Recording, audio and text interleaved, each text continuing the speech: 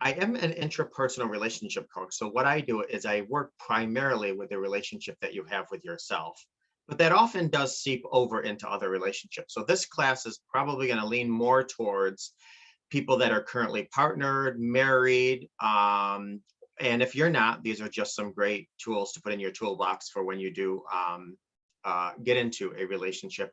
But a lot of the tips and techniques that I'm going to tell you about today, which basically is how to be more present in relationships, can apply to all relationships that are non-romantic.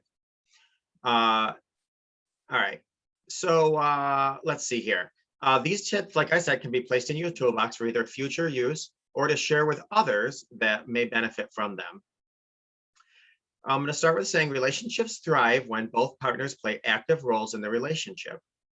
Paying mind to everything from the daily maintenance of relationships to personal care. In other words, it's about making an investment and an effort. Do the work and stay consistent in your effort, and you'll see improvement in your relationship. There are a number of small, nice things that you can focus on to be happier, more present, and more attentive to your partner. Not to mention, it makes us feel better about ourselves and actually increases our self-confidence. Being a better spouse or a better partner, even a better friend, um, starts with being a better person. Now, here are a few tips of where to start with this. Don't hesitate to share these with your partner or your spouse as well, because as we all heard before, it's the little things that matter. I say it all the time.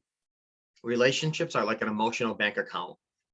You get out of them pretty much what you put into them, for the most part, with a few exceptions. Tip number one, talk about your feelings honestly.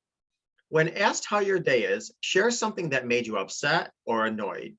Don't just say your day was okay and leave it at that. Respond, listen, and repeat. This is a great way that is a very quick technique to have a bonding moment with your significant other. Number two, make it a point to interrupt less, which is a huge pet peeve of mine. If I'm saying something to my partner or my spouse and I'm interrupted, that immediately changes my mood. It's just a pet peeve with me. Everybody has different pet peeves. Get to know your spouse's pet peeves and try to cut down on them. But make an effort to interrupt less. Chances are you do it more than you realize. A good tactic is if someone seems like they're in between two thoughts, give them a couple seconds, even up to 5 seconds. If they don't say anything, then speak. But let them have the floor if they're telling you something. Number three, clean that thing that you know they hate cleaning. Just do it, whether it's the dishes, whether it's the cleaning up the vacuum cleaner, the garage, whatever your spouse hates cleaning, do it. They will notice and appreciate it. Number four, do the dishes even when it's not your turn, and even if that's not how you divide up the housework. And try to eradicate the idea of fairness in your relationship. You hear all these times relationships are 50-50 and all this. Usually they're 100-100. You give 100% of yourself and the other person will give 100% of yourself. Of course, until that gets into finances, which I don't really want to get into right now, but sometimes people make more than the other. So you're not contributing half and half. What you can say is, okay, let's contribute 40% of our income. So 40% of your income goes into the pool, while your spouse's 40% of their income goes into the pool. It's going to be a different income because you guys are making different money, but the percentages are equal. The money might not be equal, the percentages are. But again, that was I'm trailing. Do your best to try and stay in shape. It's not so much a thing of being attractive, but more so to stay healthy so that you're around the longest possible time to enjoy the relationship you have with your spouse or your partner, significant other.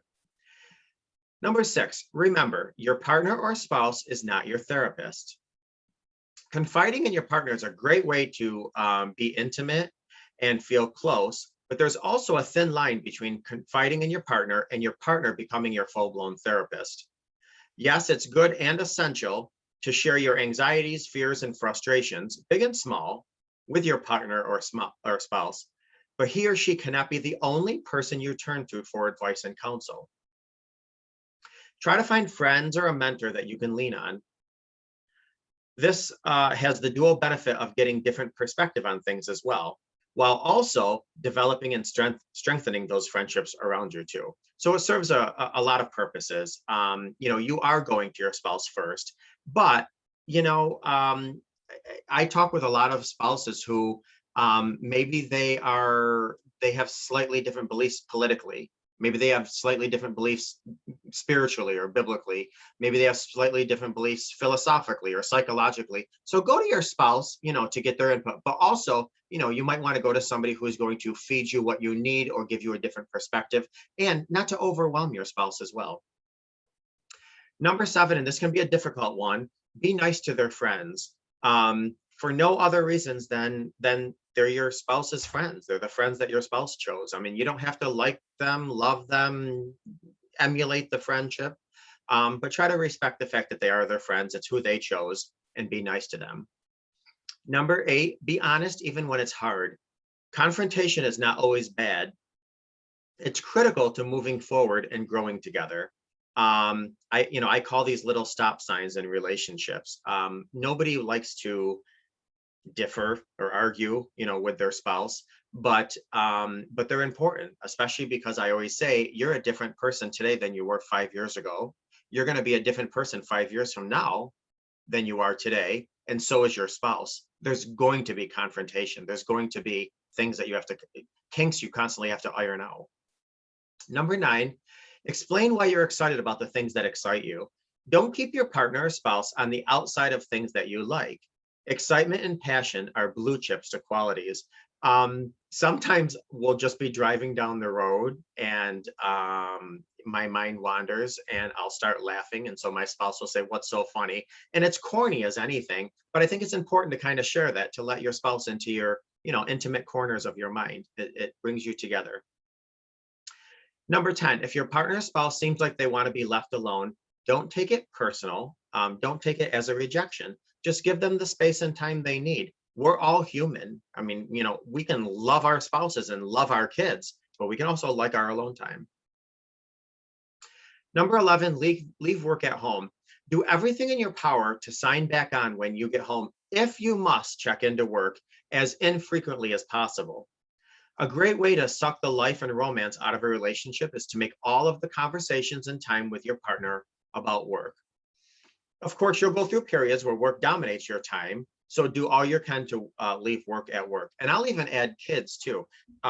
It got to a point in my marriage where we would go out to dinner, and if we said, "Okay, we can't talk about kids," we would be umming the whole time, because that's all we did was talk about kids. So, if you certainly talk about kids, certainly talk about work, but you're in a relationship with somebody for a reason. So, you have to make sure your conversation revolves around the relationship with the person across the table from you.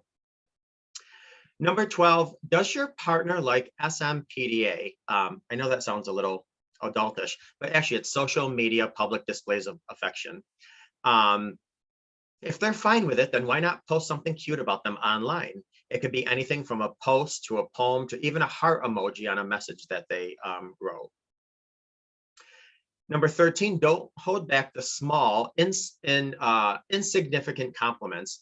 If you're impressed with the way they parallel parked, or the way they helped an old lady across the street, or maybe they calmed a tantruming child down, let them know that you were impressed and give them a little compliment. Appreciation is everything in relationships, especially if one person is a word of affirmation type of person and the other person isn't so much. Go out of your way to verbalize that appreciation.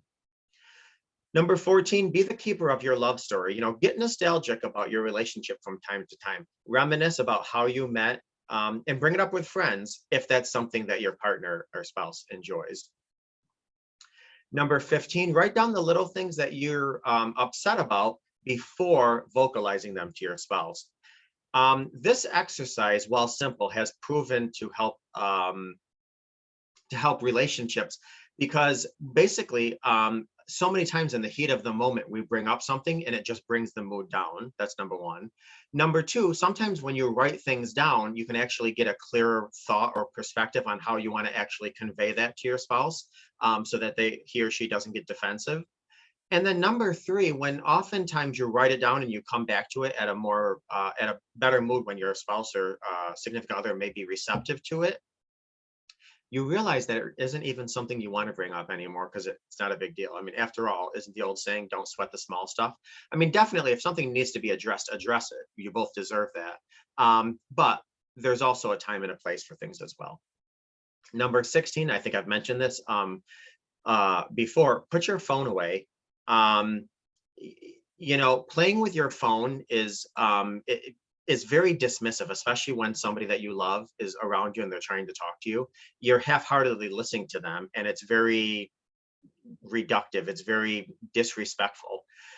Instead, be present. Put your phone down, and have eye contact. And even I tell my spouse all the time, I don't care if you are mentally horseback riding nude in North Carolina. Look at me and shake your head and let me feel as if you're listening to what I'm saying. And in order to do that, you got to put your phone down. All right, I know I said 15, but I'm gonna give you a bonus extra few. So number 17, leave nice notes, or emails or texts. We live in a day of technology. They don't have to be long or mushy. They just have to be original. And it could be anything, even a post-it note on the bathroom mirror, or put a little something on a napkin and put it in your spouse's pocket before they leave for work. So when they take out their lunch, they read a little something cute from you. Be kind, number 18, very simple. In a world that's we're living in seems to be very mean. Your relationship shouldn't be. Also, be mindful of the energy that you bring home. A lot of us are working from home now, so this is difficult to do. But when you pull up to your house after a long day of work, our shoulders are heavy. We're stressed from work. Our coworkers annoyed us. Our boss frustrated us. We got work. Try to give yourself a few minutes before you walk into the house so you can come in being present, getting that pressure off of your shoulder and preventing it from putting it on your spouse. And the last one that I'll give you for today, to be more present and to invest in your relationship, is when you introduce your partner or your spouse or your significant other to someone for the first time, say something nice about them. Say something about their achievements. For example, hi, so-and-so, this is Tim, my spouse. Tim just finished his website for his new business, and I'm so proud of him, yada, yada. Or whatever. Doesn't have to be cheesy, doesn't have to be long, doesn't have to, just something you're proud of. It could be something they did for you, something they did for themselves, something they did for a stranger, or just the kind of person that they are. So again, relationships are like bank accounts. They're emotional bank accounts. You get out of them what you put into them. So these are some tips on how to be more present in your relationship. Some of these can apply to even regular friendships or really anyone casually. I often go to grocery stores and talk to the people in the checkout line, and I ask them questions and I kind of emotionally invest in them. And if nothing else, I walk away hoping I enlighten their day.